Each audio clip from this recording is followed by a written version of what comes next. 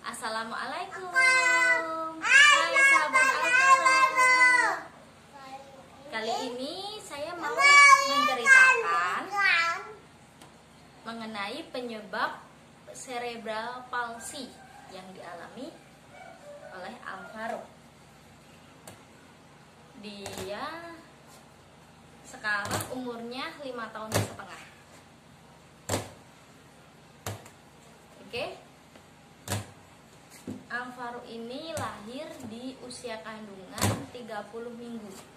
Jadi kalau normalnya anak lahir itu paling enggak 36 minggu. Ada juga sampai yang 38. Tapi Al-Faro ini dia baru 30 minggu. Baru 30 minggu saya mengalami kontraksi dan harus segera dilahirkan.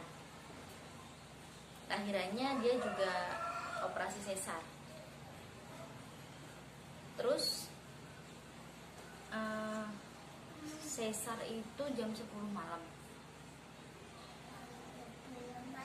Dia lahir itu nggak langsung nangis. Dia nangis itu udah dibawa ke luar ruang operasi. Lahirnya itu berat 1,4 kilo. Jadi kita tahu sendiri seberapa kecilnya dia. Untuk pas lahirnya itu kepalanya dia itu tak pegang, itu paling segini ya, sama telapak tangan saya. Ini masih besar telapak tangan saya. Dia lahir 1,4 kilo. Perawatan di rumah sakit itu 36 hari. Selama 36 hari itu dia turun berat badan. Di inkubator itu kurang lebih selama 2 minggu. Jadi selama 2 minggu itu saya belum pernah namanya gendong Al-Faro gitu, belum pernah. Paling saya komunikasinya itu lewat kaca itu ya, kaca inkubator. Maaf bentar, ambil mainannya ya. Lewat di kaca inkubator itu. Setelah 2 minggu saya baru boleh pegang dia, baru boleh KMC. KMC itu gendongan kanguru ya. Jadi anak nggak pakai baju, saya juga nggak pakai baju, itu digendong, dikasih di dada, di dekapan dada saya. Itu ya, alat-alatnya itu sangat komplit. Itu dia pakai oksigen hidung, masih pakai oksigen yang helm atas itu. Terus juga infus, terus sonde buat makannya. Dia dari awal itu belum bisa ngenyot susu. Jadi kalau minum dia susah banget. Dia kebantunya di sonde, pakai sonde hidung. Dia udah bisa KMC itu sehari itu 2 jam sampai 3 jam. Jadi dia masih belum boleh di luar inkubator lama-lama. Setelah itu dia turun box pakai box biasa, udah nggak pakai inkubator. Alat-alat bantunya itu dipotong satu-satu. Setelah dipotong, dilepas satu-satu. Setelah dilepas satu-satu, saya pulang sorenya. Kan tiap pagi saya berangkat pagi, terus sore saya pulang. Malamnya yang nunggu ayahnya dia ditunggu di rumah sakit ya, di luar kan nggak bisa datang di dalam. Pagi saya datang, itu semua alatnya dia itu dipasang lagi. Terus ada perawat yang menghampiri saya, katanya dia lupa untuk bernafas.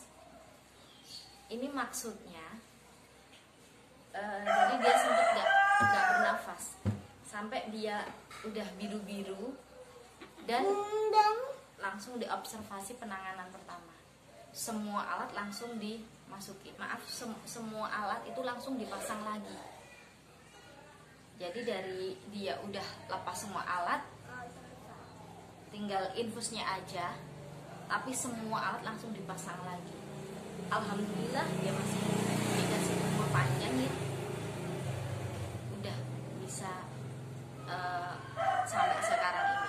Katanya itu dia keselak air liurnya sendiri, jadi habis minum belum ditepok-tepok apa gimana, saya juga kurang tahu soalnya ada di rumah sakit. Terus alhamdulillah sampai sekarang. Terus 3 minggu kalau nggak 4 minggu, dia berat badannya turun sampai 1 kilo 50-an apa 1 kilo 1-an gitu. Dia itu di HB-nya menurun, dia jadi harus transfusi darah. Transfusi darah dia habis 2 kantong darah baru HB-nya dia stabil. Selama mau ditransfusi itu dicari denyut nadinya itu,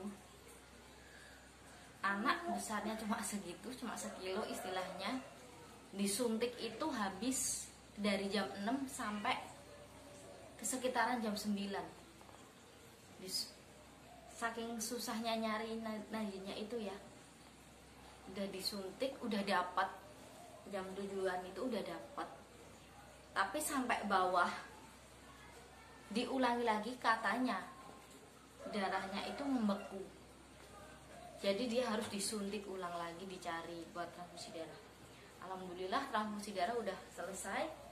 Terus tanda-tanda perkembangannya itu dia dari umur 3 bulan biasanya anak udah bisa tegap untuk lehernya, dia juga belum. Terus 6 bulan saya konsultasi lagi ke dokter, itu masih tetap kontrol terus ya sampai waktu itu disuruh buat terapi. Jadi mulai dari 6 bulan Alvaro ini udah mulai untuk terapi. Dari 6 bulan itu biasanya bayi itu udah bisa tengkurap sama balik dari tengkurap itu. Tapi ini Alvaro 6 bulan itu alhamdulillah dia udah bisa tengkurap sendiri. Jadi untuk keterlambatan tumbuh kembangnya emang dari lahir sih sejak dini. 6 bulan itu dia udah bisa tengkurap itu alhamdulillah, saya senang banget. 6 bulan itu dia juga diopnam karena sakit panas. Habis sakit panas itu di rumah bisa tengkurap sendiri. Terus 6 bulan kita terapi, 1 tahun Alvaro opnam lagi. Dari opnam itu dia baru bisa dari tengkurap bisa terlentang sendiri. Itu baru usia 1 tahun. Terus alhamdulillah lehernya juga udah mulai tegap. Padahal anak 1 tahun itu biasanya kan dia udah duduk sendiri, udah merangkak gitu. Terus seiring berjalannya waktu, saya coba konsultasi ke dokter. Konsultasi ke dokter itu saya tanya kenapa kok perkembangan anak saya kayak gini gitu. Ternyata setelah dievaluasi, dia pas lahir itu juga nggak langsung bernafas. Jadi pas lahir sekitar 5 detik dia kekurangan oksigen yang mensuplai ke otaknya itu menyebabkan motorik kasarnya dia itu agak terganggu. Penyakit ini nggak bertambah, tapi harus rutin, harus selalu latihan gitu. Makanya kita taunya dia termasuk CP itu dari itu. Terus 1 tahunan saya coba ke rumah sakit yang lebih besar. Rumah sakit tarafnya udah nasional. Istilahnya saya cari second opinion. seharian aku nunggu di sana itu nggak dapat antrian karena aku pakai BPJS. Terus aku datang lagi pakainya umum. Pakai umum itu alhamdulillah kita dapat antrian. Dari dokternya itu cuma bilangnya dia nggak apa-apa, ini masih normal, masih bisa dilatih. Tapi perawatnya yang menyampaikan ini kalau dia termasuk anak cerebral palsy, anak CP. Terus saya rutini terapi umur 4 tahun dia baru bisa duduk tegap sendiri. Jadi umur 4 tahun itu baru bisa duduk tegap sendiri. Dulu itu duduknya berbentuk kaki W. Jadi dia dari tengkurap terus ngokong langsung kakinya duduknya W. Gitu. Dia duduk bersila kayak gini, ini baru umur 5 tahunan. Kalau dulu pas umur 4 tahun duduk W itu kalau disilakan dia takut. Soalnya juga pernah jatuh sini. Gitu. Terus untuk merangkak dia sampai sekarang masih belum mau merangkak. Jadi umur 5 tahun setengah itu dia belum bisa merangkak. Sekarang masih latihan untuk merangkak. Jadi dia jalannya itu losor. Jadi dia tengkurap, merayap istilahnya. Merayap itu dia umur 2 tahunan. 2 tahunan dia alhamdulillah udah bisa merayap itu. Terus sampai sekarang alhamdulillah masih terapi juga di rumah sakit. Kita di rumah sakit cuma berhenti awal-awal COVID itu. Kalau sekarang ini udah mulai lagi. Gak cuma di rumah sakit ya saya terapinya. Saya juga terapi otot syaraf. Jadi terapi syaraf yang biasanya terapi itu dipijat di bagian kaki. Maaf bukan syaraf yang kena ya, tapi otot syaraf. Itu terapi biasanya setiap hari Sabtu. Jadi Alvaro itu terapi 1 minggu 3 kali. Terus otot syaraf itu kemarin libur karena orangnya itu sakit. Saya mulai terapi ke PAS, pengobatan akhir zaman. Yang aku taunya itu dari teman juga. Terus teman menyarankan ke situ. Terus disuruh buka YouTube-nya. Jadi cara-caranya ada di YouTube itu ada. Kalau terapi PAS itu lebih ke peran orang tua yang di rumah ya. Jadi kalau di sana itu kan juga dokter, dia istilahnya memberi contoh agar nanti terapi PR-nya di rumah kayak gini gitu. Tapi ya karena anaknya udah besar, udah pinter protes, ya kadang kalau diterapi dia nggak mau gitu. Ya pinter-pinternya sih orang tua untuk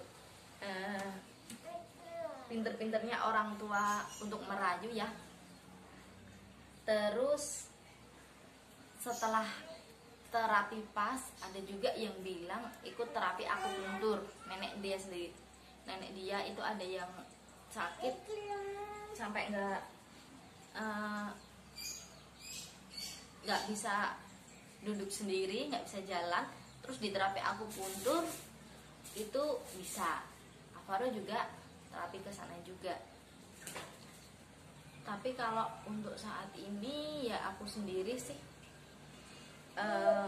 tetap terapi di rumah sakit itu tetap saya terapi ke rumah sakit. Terus kalau yang selanjutnya itu kita mau terapi yang ke PAS, terapi PAS itu. Terapi PAS kan 1 bulan sekali gitu. Terus kemarin itu ada di TV juga aku lihat terapi totok Angga Prajabuana. Ini saya baru daftar ya, karena daftarnya di sana itu susah banget. Jadi ya semoga cepat bisa daftar. Kalau untuk perkembangannya Alvaro yang sekarang, alhamdulillah dia bicaranya ini lancar. Terus kalau dikasih tahu apa-apa, belajar apa-apa dia udah bisa. yang bilang dokternya katanya alhamdulillah banget di otaknya nggak kena. Jadi kita ngejar di bagian panggul ke bawah gitu. Kita masih belajar untuk merangkak, terus apalagi belajar untuk bisa berdiri sendiri dan jalan. Oke, untuk teman-teman yang sama kayak Alvaro mengalami CP, jangan putus asa. Yang penting kita harus semangat. Sebagai orang tua itu harus utama ya, menyemangati anak. Jadi kalau orang tua semangat, otomatis kan anaknya juga akan semangat. Kalau mau sharing-sharing, apa tanya jawab gimana gitu, bisa nanti komen di bawah ini. Oke, sekian cerita dari saya kali ini. Nanti lain waktu bisa disambung lagi. Jangan lupa subscribe, like, dan juga komen ya untuk membangun video Alvaro kali ini. Cukup sekian. Assalamualaikum warahmatullahi wabarakatuh. Dadah.